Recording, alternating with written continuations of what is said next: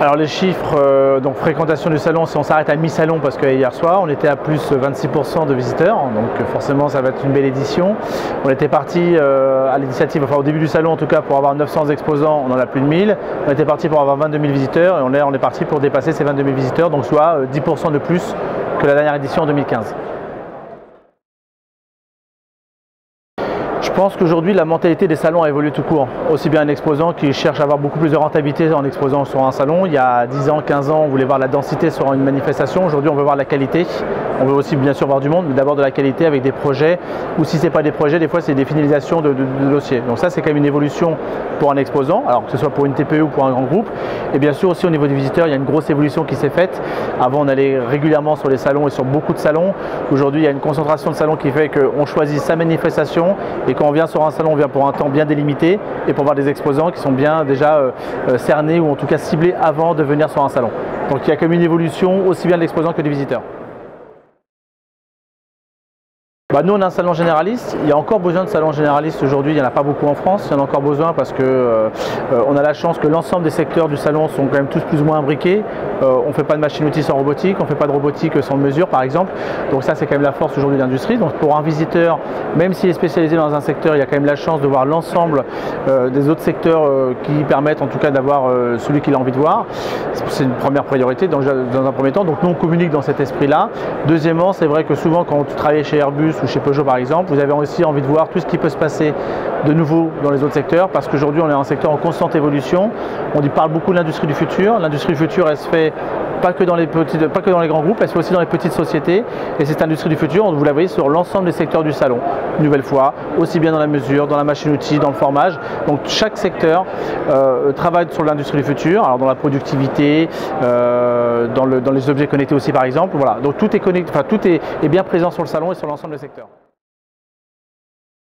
Une volonté de notre part, parce que je crois que si on veut de nouveau entre guillemets redonner envie à des visiteurs de venir sur un salon, on en a parlé tout à l'heure que cette mentalité avait un peu évolué, je crois qu'il faut redonner en tout cas envie à travers des machines en fonctionnement.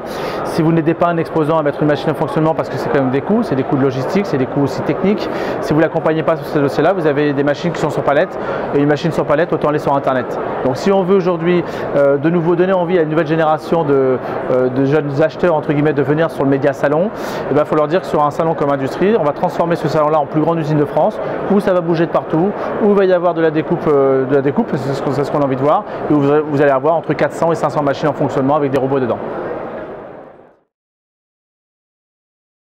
Les points de vue, c'est qu'on sait qu'il y a différents secteurs qui sont forcément, nous on a splitté les trophées innovation en 4 catégories qui nous paraissent aujourd'hui légitimes par rapport au monde dans lequel on vit. Donc on parle de productivité, on parle d'économie, on parle de développement durable, on parle aussi de praticité. Je crois qu'en tout cas les trophées innovation aujourd'hui, ou principalement les lauréats, chacun en tout cas travaille bien dans ces domaines-là, en tout cas chacun le représente bien, et on voit que sur chaque édition d'industrie, on a de plus en plus de trophées innovation, enfin de plus en plus de participants en trophées innovation, ce qui veut dire qu'en France on innove. Alors ça prend du temps, ça prend de l'argent, mais on est toujours quand même dans cette constante évolution, en tout cas fonctionnement pour les entreprises, de se dire comment on va évoluer demain, comment l'industrie va évoluer, et si je ne veux pas louper ce fameux virage qu'on parle d'industrie future, de technologie, il faut que je pousse mes équipes à se dire d'adapter un matériel qui va de plus en plus vite et d'adapter un matériel en fonction de la production qui évolue aussi au sein des grands groupes. Voilà. Donc dans chaque secteur, on innove dans un côté développement durable, praticité, ergonomie, enfin tout ce qui concerne en tout cas le quotidien des entreprises. C'est une volonté que nous, on avait envie de voir. On avait deux valeurs importantes du salon qui nous suivent, c'est l'innovation et l'information. L'innovation, on vient d'en parler. S'il n'y a pas d'innovation, le secteur ne se porte pas forcément bien. Mais si derrière, d'une certaine manière, vous ne faites pas de la formation, donc on ne fait pas de la rééducation sur les jeunes, on sait que les jeunes ont un peu boudé l'industrie donc depuis quelques décennies maintenant. On a loupé ce virage dans les années 80. Les Allemands ne l'ont pas loupé, donc il ne faut quand même jamais oublier. C'est une vraie raison en tout cas qui fait que l'Allemagne aujourd'hui se porte très très bien dans le milieu industriel. Un exemple concret, c'est qu'en Allemagne, les parents sont fiers quand les enfants travaillent dans l'industrie. En France, on disait si tu ne travailles pas bien à l'école, tu finiras à l'usine. Donc ça a changé. Alors si nous, organisateurs de salon, on peut permettre en tout cas de rééduquer les parents d'élèves, des COP et bien sûr des jeunes collégiens 3e, 4e et un peu plus loin derrière, c'est notre rôle. Donc on essaye d'avoir pas mal d'animation dans cet esprit un petit peu de ludique, de pédagogie, que l'industrie, elle n'est pas l'industrie, le vieux fameux appareil à souder. On est beaucoup plus poussé vers l'avenir à travers de la réalité virtuelle, à travers de la cobotique, de la robotique, tout ce qui est en tout cas un peu sexy si j'ose dire à voir, et pour un jeune aujourd'hui il va lui donner en tout cas envie de travailler dans l'industrie.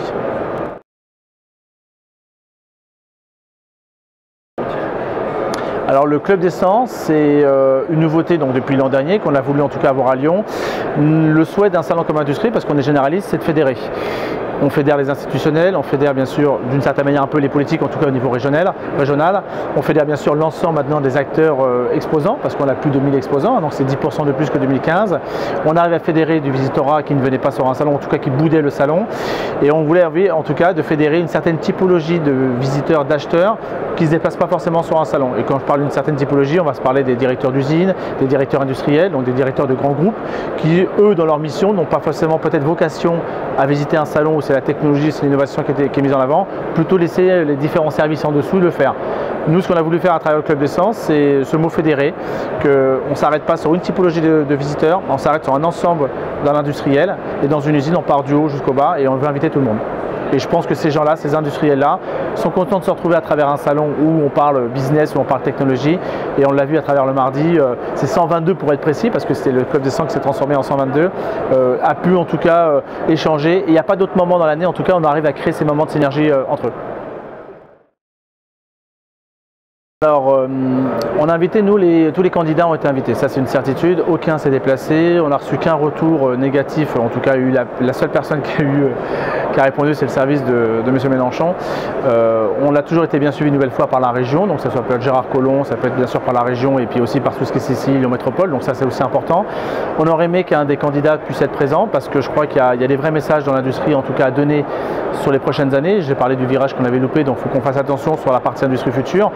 Comme j'ai dit, avec beaucoup d'humour, mais vraiment plus de la taquinerie qu'autre chose, s'il faut mettre des vaches dans les allées, on mettra des vaches.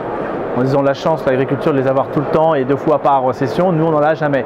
Depuis 2013, alors on a eu Christophe Sirugue qui est venu inaugurer le salon mardi, enfin plutôt sur une visite officielle, mais depuis 2013 on n'a pas eu de ministre ou de candidat ou de président sur une manifestation en tout cas qui concerne la seule industrie. Donc je trouve que c'est dommage parce que c'est un secteur aujourd'hui qui rebondit et si je dois dire, parce que là c'est le côté négatif on va dire de la partie des pouvoirs publics, on a quand même une loi qui est passée dernièrement, la loi Macron, sur le suramortissement qui a quand même permis en tout cas beaucoup d'entreprises d'investir, alors des exposants mais aussi des industriels visiteurs et on le sent à travers le salon se passe bien, c'est pas juste parce qu'on a fait des animations, c'est pas juste parce qu'on a fait une belle communication, c'est aussi parce qu'on sent que l'investissement quand même est plus positif depuis 1 an et demi, 2 ans, mais cette loi en tout cas y contribue beaucoup. Donc dans ce gouvernement qui va s'arrêter dans quelques semaines, on a quand même eu des choses qui ont été faites qui ont permis à des entreprises de nouveau de réinvestir.